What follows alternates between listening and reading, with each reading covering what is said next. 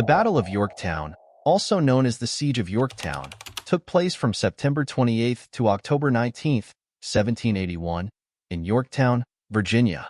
This decisive engagement marked the culmination of the American Revolutionary War, leading to the surrender of British General Lord Charles Cornwallis's army and paving the way for American independence.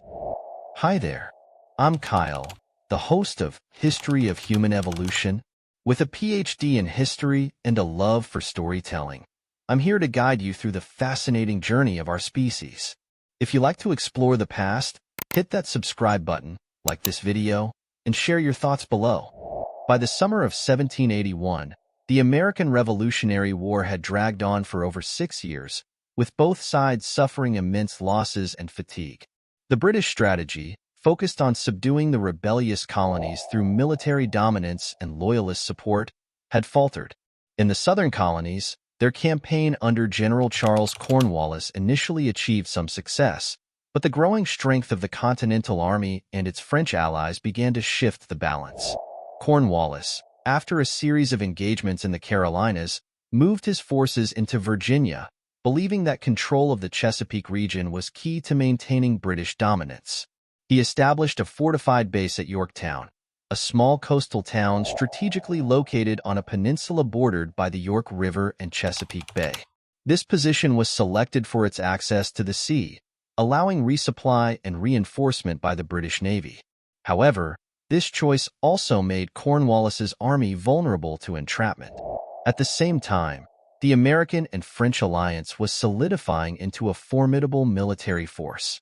General George Washington, frustrated by a lack of decisive victories in the Northern Theater, saw an opportunity to deliver a significant blow to British forces.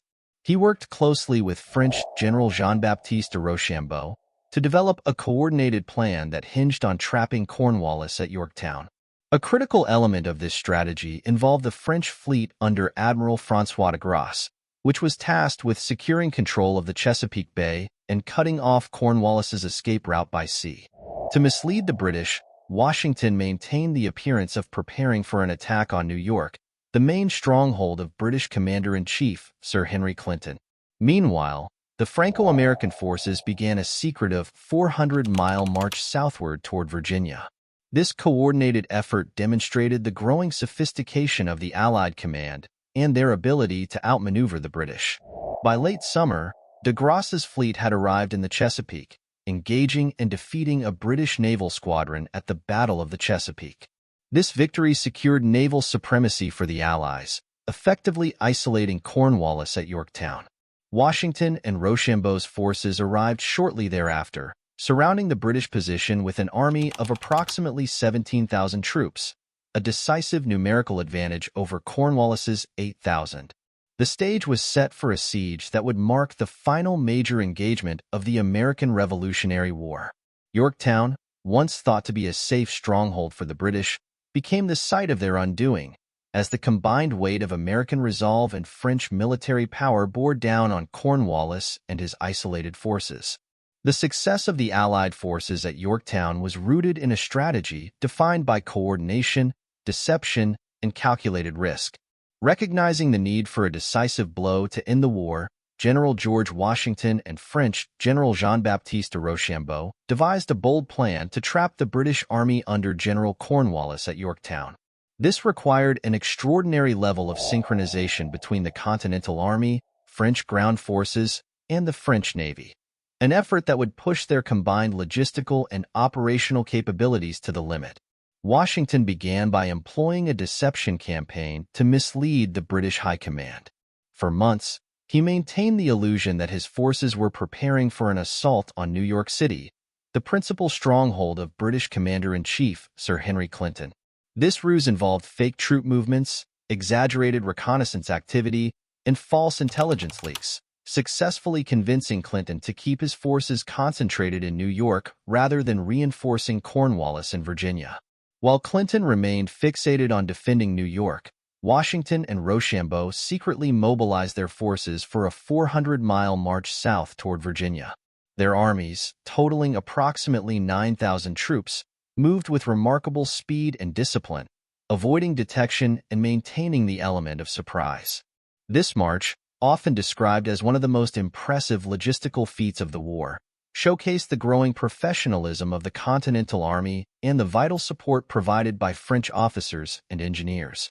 Simultaneously, French Admiral François de Grasse played a critical role in ensuring the success of the operation. Sailing from the Caribbean with a fleet of 28 ships, de Grasse arrived in the Chesapeake Bay in late August 1781, where he established naval supremacy. In a crucial engagement, de Grasse's fleet defeated a British naval squadron at the Battle of the Chesapeake, cutting off Cornwallis from reinforcements and supplies by sea. This naval victory was a turning point, effectively isolating the British forces at Yorktown. By late September, the Franco-American forces converged on Yorktown, where they joined a contingent of American troops under the Marquis de Lafayette, who had been shadowing Cornwallis's movements for weeks. With the arrival of Washington and Rochambeau's armies, the Allied forces swelled to approximately 17,000 men, vastly outnumbering Cornwallis's 8,000 troops. The Allies quickly encircled the British position, constructing siege lines and positioning artillery to deliver a relentless bombardment. The brilliance of the Allied strategy lay in its seamless integration of land and naval operations. Every element of the plan, Washington's deception, the precision of the southward march, Lafayette's containment of British movements, and de Grasse's control of the Chesapeake, converged to leave Cornwallis trapped with no escape. The stage was set for a siege that would bring the war's final chapter to a dramatic conclusion. The Siege of Yorktown began in earnest on September 28, 1781, when the combined Franco-American forces moved into position, encircling the British stronghold. General George Washington and French General Jean-Baptiste de Rochambeau meticulously coordinated their forces, cutting off General Cornwallis's escape routes both by land and sea. This marked the start of a methodical and unrelenting operation designed to dismantle the British defenses and force their surrender.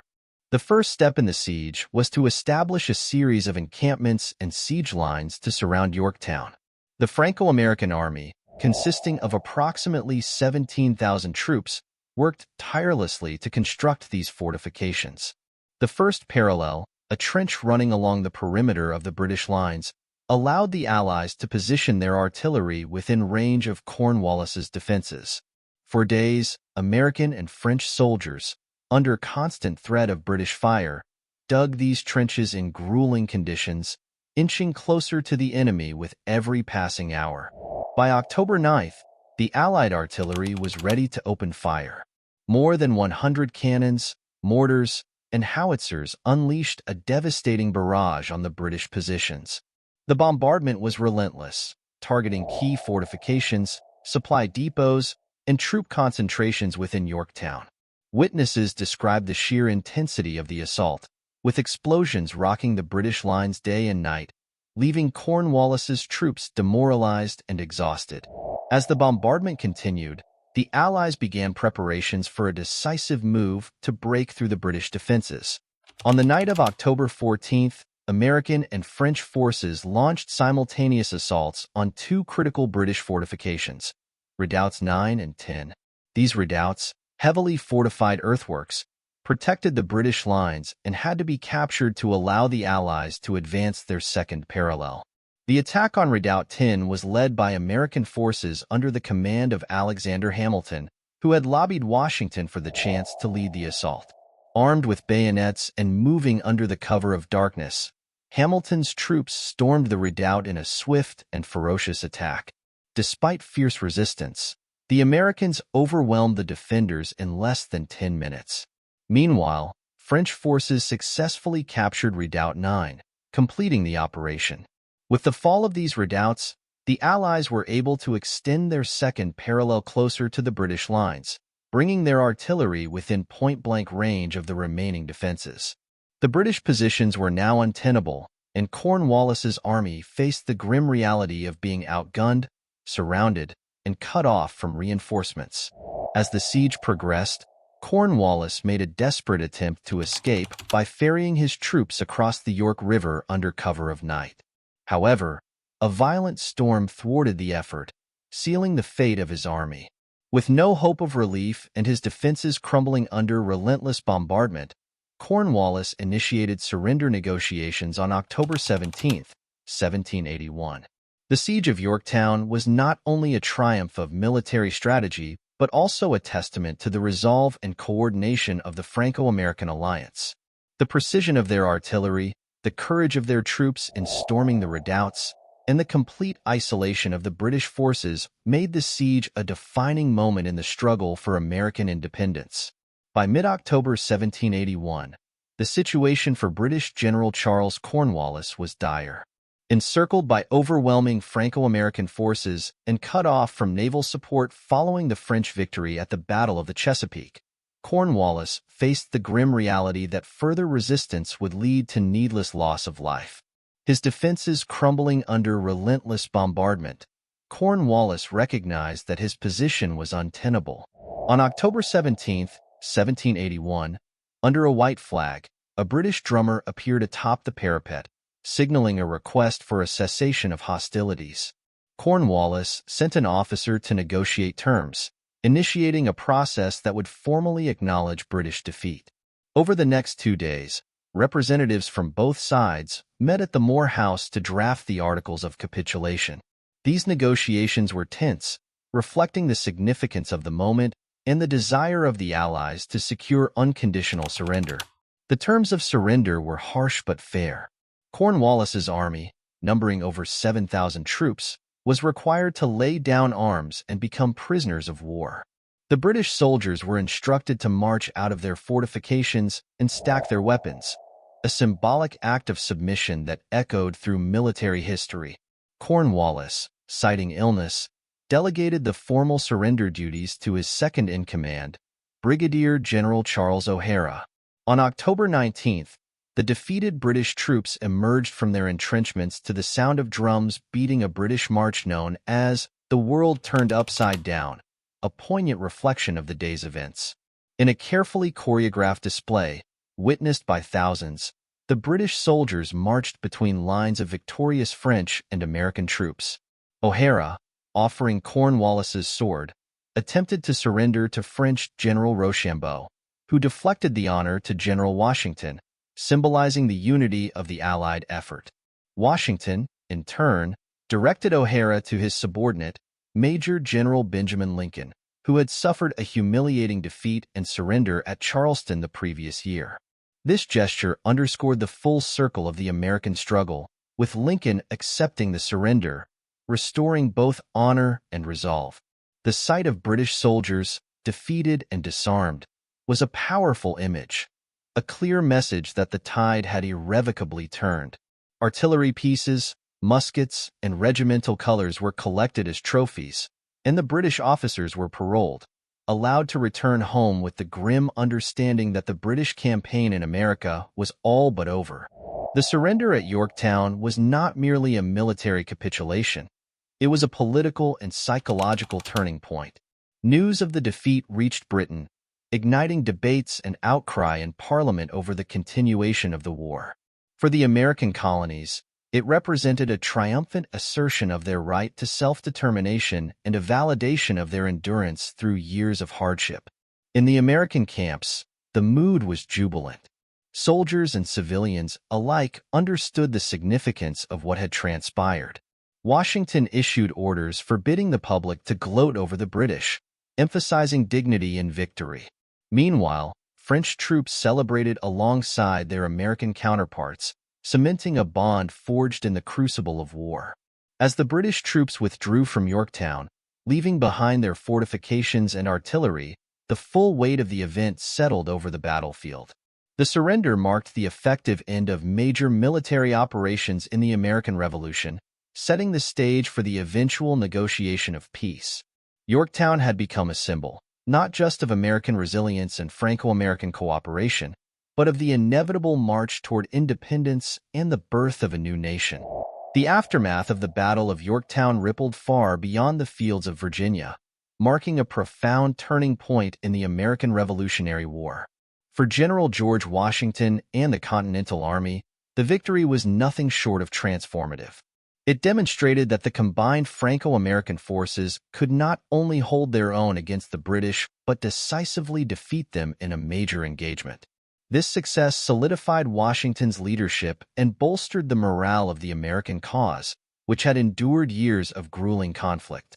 For Britain, the loss at Yorktown dealt a devastating blow to its military and political strategy in the American colonies. General Cornwallis's defeat and the surrender of more than 7,000 troops left Britain's military presence in the southern colonies effectively crippled. While British forces still held key cities such as New York, Savannah, and Charleston, the strategic initiative had passed irrevocably to the Americans and their allies. The political consequences in Britain were immediate. News of the defeat reached London in late November 1781, sparking outrage and dismay. In Parliament, criticism of the war effort intensified, with prominent figures calling for an end to the costly conflict. Lord North, the British Prime Minister, reportedly reacted to the news of Yorktown by exclaiming, "Oh God, it's all over." The loss of Cornwallis's army made it clear that continuing the war would require enormous resources with little chance of success, forcing the British government to reconsider its position. On the American side, Yorktown did not immediately end the war, but it set the stage for the diplomatic resolution that would follow. Skirmishes and minor engagements continued in the months after Yorktown, but the momentum of the conflict had decisively shifted. With the Franco-American alliance proving its effectiveness on the battlefield, negotiations for peace began in earnest. Internationally, the victory at Yorktown reinforced the importance of French support in securing American independence. The coordination between Washington, Rochambeau, and Admiral de Grasse exemplified the success of the alliance, and France's contribution to the war effort elevated its standing as a global power. The collaboration also highlighted the increasing interconnectedness of the conflict, as events in Europe and the Caribbean influenced outcomes in North America. The final resolution came with the signing of the Treaty of Paris in 1783, nearly 2 years after the events at Yorktown. The treaty formally recognized the independence of the United States and granted the new nation significant territorial gains, extending its borders to the Mississippi River. The diplomatic success of the treaty was rooted in the military victory at Yorktown, which had proven the viability of the American cause on the global stage. In Virginia, the site of the battle remained a symbol of American determination and the sacrifices made to achieve independence. The battlefield became a place of commemoration, visited by future generations seeking to understand the struggle that had defined the birth of a nation. For the soldiers who fought there, Yorktown was a moment of triumph that validated years of hardship and loss. The impact of Yorktown extended beyond the war itself. It inspired revolutionary movements in other parts of the world, serving as a testament to the power of perseverance and unity against seemingly insurmountable odds. The Franco-American victory at Yorktown stands as a defining moment, not only in the history of the United States, but in the broader narrative of the fight for self-determination and liberty. We'd love to hear your thoughts on possible future topics. What areas of human evolution would you like to explore next? Leave your suggestions in the comments, and let's keep the conversation going. As always, our references and further reading are listed in the description below if you'd like to dive deeper into the subject. Thanks for watching, and we'll see you in the next episode. And do not forget, subscribe to The Knowledge.